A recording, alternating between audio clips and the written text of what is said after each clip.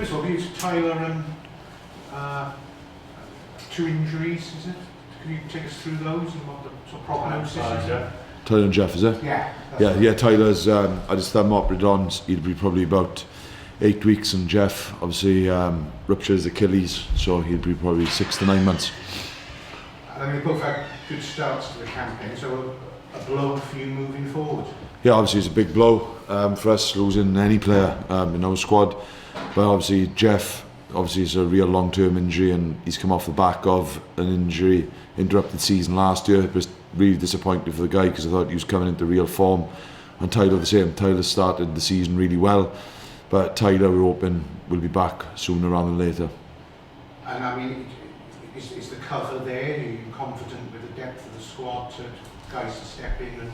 Yeah, I think so. I think Dav, we got Keelan, Tom Grabham, we got Ben John can slide onto the wing, and obviously Fonety will be arriving pretty soon. So we've got coverage there. We'd never like to lose a player of that sort of ilk. But ultimately you've got to find a way anyway. We went through horrific injuries last year, and unfortunately we've had 2, one real major one, but hopefully Sam Undrill won't be too far away, and Hano hopefully probably just after Christmas, around Christmas time. So it's something that we have got people on the horizon as well, and Lids obviously coming back last week has probably softened the blow a little bit. I mean, on the positive side, there must be after the last outing, there must be a real positive kind of good vibe within the whole squad right now. Yeah, I think the vibe was pretty good. There's obviously disappointment after losing to Ulster, but it was a good performance against the Blues. But the boys are really keen now to back it up into a different tournament and play Newcastle. Like I say, they've had some good wins. They had another good win on the weekend, so it's something that we're really focused on, making sure we build on the momentum we gained last weekend.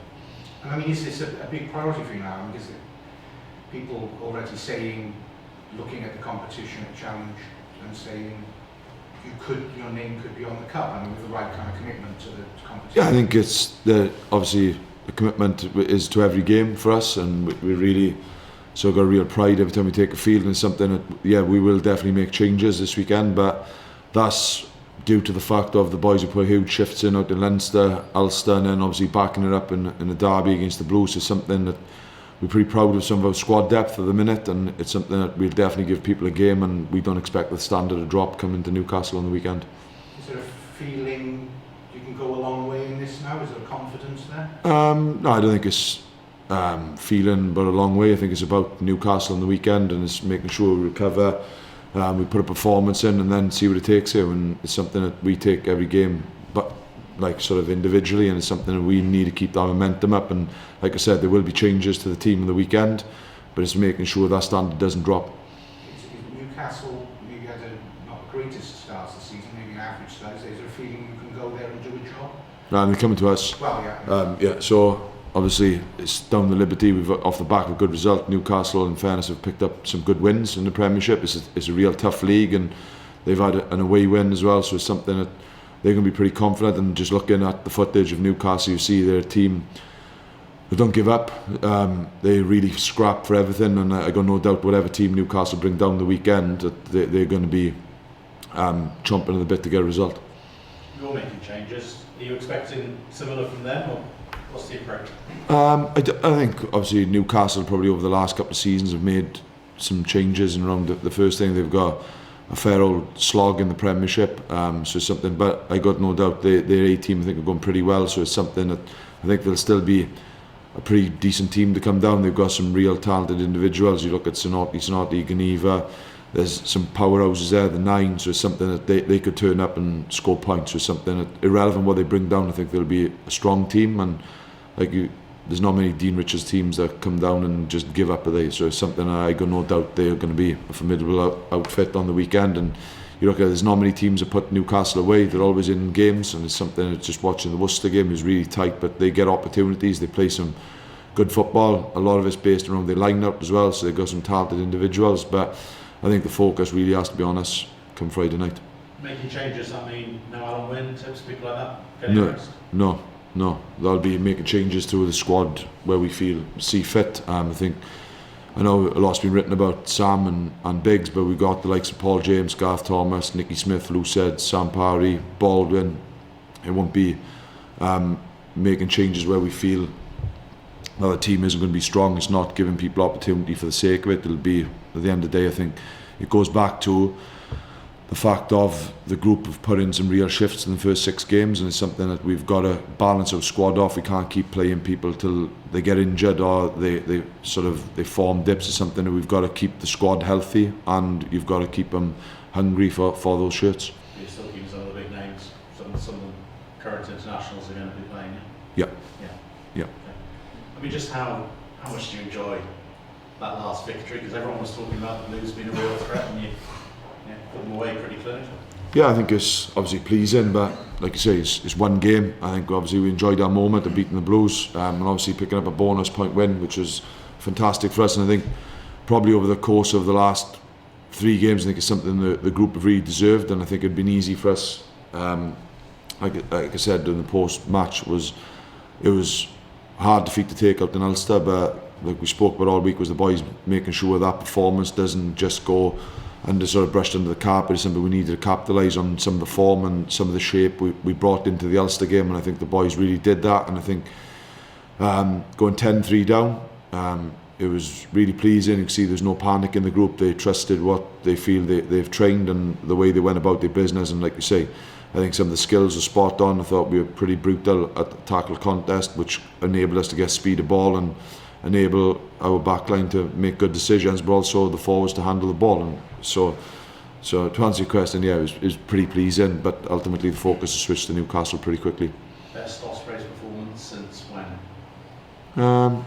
I don't know, I think Ulster was pretty good. I know we didn't get the result we wanted, but I thought defensively, I thought it was an outstanding shift out there. I thought the first 20 minutes out in Ulster, and I think it was a real good performance from us, but ultimately the game's done now. We've got to move on. We've got to find other performances because we've got some tough games coming up. Newcastle, Lyon, and then there'll be a real probably test of a squad going into the Dragons and Munster. So it's something that, yeah, it was a real good performance, but it's dead and buried now. We've got to continue to build on momentum. In the Heineken Cup, I would say the Ospreys generally underperformed compared to the squads that you had. Is this competition a chance to put those European lessons right, really, and almost re-establish yourselves? Yeah, I think you could say we underperformed years gone by, but I think in fairness, the last couple of seasons, I think the boys have fought really bravely in around it, and we were 1 game away last year from getting to a quarter final.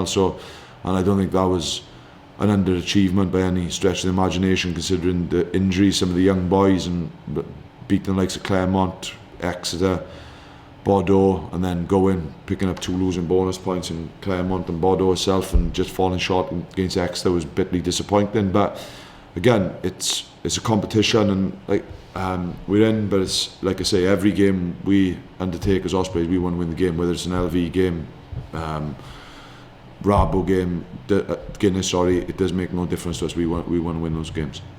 Steve, do you sense expectations on you going into this competition? Not bothered, if I'm honest. It's something that we want to do what we want to do. It's an exciting game. I think it's always great to play the likes of Newcastle, Lyon, a different fixture against Grenoble. But we've got our own expectations. Now we want to perform, and I think that's the most important thing. It's something that our standards are, and it's like we said, we spoke about in the meeting today. It's about not dropping our standard off in around what we are, and we've set the standard around the Blues, but it'd be interesting to see if we can back that up once again and put a shift in come Friday night. And that's okay. How do you assess the competition between the two of them?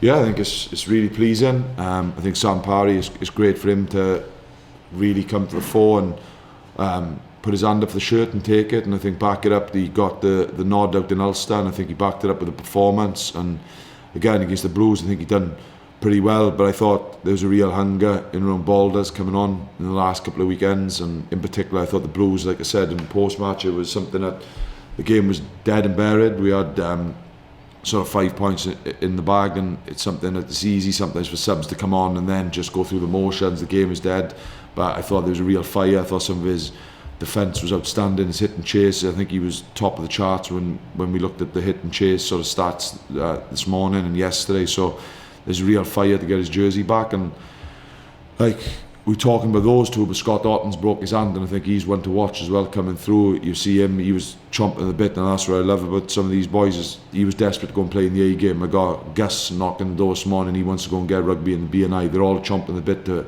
put their case forward to represent the Ospreys, which is great for us. Are you expecting both of the halves to be in Rob Howley's squad? Here we go again. Yeah. Variation. Yeah, thanks mate. Yeah, it's changed slightly. Yeah, look, I think you know what Biggs is. I think he had a decent performance out in Ulster, in fairness to him, and you know his history, what he's like, his back end of the season for us, I thought was really good. And I still think he's Wales' number one, but I think Sam is really asking questions of the others. And the good thing is Howlers has got choices to make. You've got obviously Biggs, what he's done, and it's not as if Biggs has fallen off the face of the earth. He's played Ulster, Leinster and showed some real good signs around it. He's had a good break as well, so he's really charged and ready to go. Then you got Sammy, who's really been consistent. Then you've got Anscombe, you've got Priestland, you've got Patchell, so he's not short of choices, so it's something that's great for Howlers and Welsh rugby. Who's your third choice on Saturday? We got Pricey, obviously played in the A game the other day, but Matt Davizzi's played there for Fiji, and Dan Evans played there for the Dragons before, so we've got a bit of coverage. Yeah. Is this the most competitive Osprey squad you've had at your disposal, Steve? You know, you talked about fly half, hooker, like Lou said, it seems everywhere in your squad you've got at least two options. You know, these guys really pushing each other. Yeah, I think it is, and I think you look what we went through last year again. It's, I don't want to bring it up again, but it's like the young guys that went through those periods now have really added to our squad, and I think it's the likes of Rory now is really putting his hand up. I think how he started the season, and you see what he's done when he's coming on. He doesn't look out to place, going well and things. Then, for instance, we haven't had Lloyd Ashley in the match day 23s, and he played pretty well out in Leinster. He's had a hell of a start to the season. We've had Beardy who's banned, but has played, and then Sam Parry, Scott Orton coming through, like Garth Thomas, Nicky Smith. It's pretty exciting for us. And then you've got Abbas, who's played at the start, who's gone on to captain the team this year. You've got Dav, we've got Keelan. Ben John, I think, is in real good form. Sammy D, it's as if he had an indifferent start the last season, but he's grown through it. So there's definitely competition right throughout, and it's something that's pretty exciting and is a real good challenge in the group. And I think the likes of Balders, the second rows, the back row, you could pick probably two different back rows and touch wood, it wouldn't make much of a difference to the performance, and that's something that's only going to be good for us. And you look at it, last week it was Sammy D and Sammy Parry got the nod in some things, but this week it could be different, and that's hopefully going to bring the real competition and a standard to our performances. I think that's one of the big positives of the short-term pain you had to go through last season. All those young guys, they've got 15, 20, 25 senior appearances under the belt. It doesn't faze them, they can just come in and go. No, you're right. It was definitely painful, but it's something you have to go through at some points, in particular when you haven't got probably the budget of others. We've got to find a way to do that, and it's something that you could see, like, we weren't far away in some of those first 6 games, but the growth of it, and then to go, like, you had Sam Underhill coming through in Europe playing against Claremont, you had different bits and pieces, Sammy D coming on against Claremont, so it's something that's pretty exciting for us, and like hopefully we've reaping the benefit, but you can't look too far backwards or too far forward. It's something we've got to be staying in these moments, and we've got to stay competitive, and we can't just go, well, we've got a decent squad, it'll happen. We've still got to put the hard work in, and the group are really on the money with that at the minute. Obviously a different competition, Steve, but you've got some real momentum off the back of the first 6 games in the Pro 12. Yeah. You want to carry that on, you don't want to sort of be the place that momentum stops. No, we definitely don't, and it's something as we spoke about, the boys who are going to play in the shirt this weekend have got a real job to do to make sure that sort of momentum and performance standard stays where it is, and we want to win on the weekend. We want to progress in the competition, but ultimately you can only do that by performing, and whoever represents the shirt on the weekend, I'm sure will do a good job. Just want to ask you, Steve, about Ashley Beck, guy back in had some game time already this season, and he's had a real hard time from injuries. Just be telling us about his character and what it's taken for him to get back to where he is now. He's a great bloke.